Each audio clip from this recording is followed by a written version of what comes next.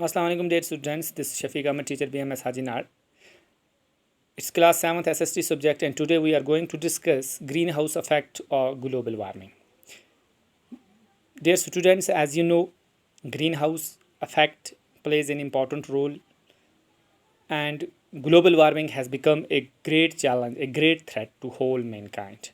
प्यारे बच्चों, आपको पता है कि ग्रीन हाउस इफ़ेक्ट हमारे लिए बहुत ज़रूरी है, लेकिन दूसरी तरफ से ग्रीन हाउस गैसेस ज़्यादा होने की वजह से आज दुनिया जो है वो ग्लोबल वार्मिंग जैसे बड़े थ्रेट का सामना कर रही है और ग्लोबल वार्मिंग जो है हम सब के लिए एक बहुत बड़ी मुसीबत है। पहले हम देखेंगे बच्चों ग्रीन हाउस इफ़ेक्ट क्या है। बच्चों, जो हमारा सन है जब इसकी गर्मी जो है ज़मीन पर पड़ती है तो ज़मीन जो है कुछ गर्मी को एब्जॉर्ब करती है और बाकी जो है उसको रिफ्लेक्ट करके वापस एटमॉस्फेयर में रिफ्लेक्ट करती है। अब एटमॉस्फेयर के अंदर बहुत सारी ग्रीन हाउस गैसेस हैं जिनमें कार्बन डाइऑक्साइड है। तो ये ग्रीन हाउस गैसेस क्या करती हैं, ये इस गर्मी को हीट को क्या करती हैं, ट्रैप करती हैं और आसपास का जो टेम्परेचर है हमारे एटमॉस्फेयर के अंदर वो बढ़ जाता है।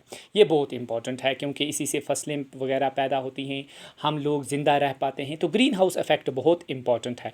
लेकिन पिछले कुछ सालों से क्या हुआ है बच्चों, पिछले कुछ सालों से टेक्नोलॉजी बहुत ज़्यादा आई है, इंडस्ट्रियल यूनिट बहुत ज़्यादा क्रिएट किए गए हैं, थर्मल पावर प्लांट बहुत ज़्यादा बनाए गए हैं, जो हमारी गाड़ियों का इतना रश बढ़ गया है, ट्रैफिक इतनी ज़्यादा हो गई है कि हर दिन हज़ारों लाखों करोड़ों टन हमारा जो कार्बन डाइऑक्साइड गैस है, बाकी जो कार्बन मोनोऑक्साइड गैस है, बाकी CFCS है, क्लोरोफ्लोरोकार्बन है, ये ख़तरनाक किस्म की गैसें जिनकी कंसंट्रेशन कम होनी चाहिए थी, इनकी कंसंट्रेशन अब हमारे एटमॉस्फेयर के अंदर ज़्यादा हो गई है। अब जो ही ये जो हीट है ये रिफ्लेक्ट होके वापस चली जाती है एटमॉस्फेयर के अंदर। अब पहले ग्रीन हाउस गैसों की जो कंसंट्रेशन थी वो कम थी, जितना हमें रिक्वायरमेंट थी, हाँ हमारा टेम्परेचर कितना हमें चाहिए उतना टेम्परेचर ठीक था हमारे लिए। लेकिन अब गैसें इतनी ज़्यादा हैं कि अब ये दिन ब दिन जो टेम्परेचर है वो क्या हो जाता है, राइज़ होता है, दिन ब दिन टेम्परेचर जो है वो बढ़ता जाता है। इसको ग्लोबल वार्मिंग कहा गया। और जो ग्लोबल वार्मिंग है ये हमारे लिए सबसे बड़ा मसला है क्योंकि इससे हमारे ग्लेशियर जो हैं वो तेज़ी से पिघलेंगे, सैलाबी सूरत हाल पैदा हो जाएगी, कोस्टल एरियाज़ डूब जाएंगे, हमारी फसलें तबाह हो जाएंगी, क्लाइमेट में बहुत बड़ी चेंज आ जाएगी। तो इसी चीज़ को हम आज देखेंगे। कहता है बच्चों, carbon dioxide released in the atmosphere created green house effect by trapping the heat radiation from the earth. जो हीट रेडिएशन अर्थ से रिफ्लेक्ट होकर वापस जाती हैं उनको एटमॉस्फेयर के अंदर कार्बन डाइऑक्साइड ट्रैप करता है।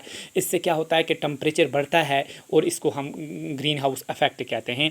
It is therefore called green house gases and without it the earth would have been too cold to live in. अगर ये ग्रीन हाउस गैसें हम नहीं होती, ज़मीन बहुत ठंडी हो जाती और यहाँ रहने के लिए सूटेबल कंडीशंस बिल्कुल नहीं होती। However when its level in the atmosphere increase due to factory smoke और car fumes the heat retain and increase the temperature of the earth, this is called global warming. Greenhouse गैसें हमारे लिए important हैं, हमारे लिए ज़रूरी हैं, इनके बगैर हम रह नहीं सकते, हमारी फसलें पैदा नहीं हो सकती।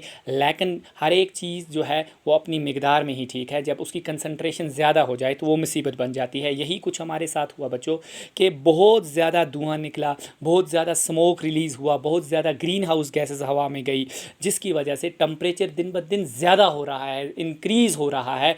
अगर टेम्परेचर इसी लेवल से इंक्रीज़ होता जाएगा तो आने वाले वक्त में इंसान को बहुत सारी मुश्किलात का सामना करना पड़ेगा। अब दिन ब दिन जो टेम्परेचर है बच्चों वो बढ़ता जा रहा है, किसकी वजह से, ज़्यादा ग्रीन हाउस गैसेस की वजह से। इसको हम ग्लोबल वार्मिंग कहते हैं। This rise in temperature cause the snow in coldest part of the world to melt. क्या होगा, टेम्परेचर बढ़ जाएगा ग्लोबल वार्मिंग की वजह से और हमारे जितने भी ग्लेशियर्स हैं वो पिघल जाएंगे। As a result the sea level rise, नतीजा होगा कि हमारे समुद्रों का जो लेवल है वो इंक्रीज़ हो जाएगा, causing flood in the coastal area. और कोस्टल एरियाज़ में क्या हो जाएगा, सैलाबी सूरत हाल पैदा हो जाएगी। There may be drastic change in the climate of a place leading to the extension of some plants and animals in the long term.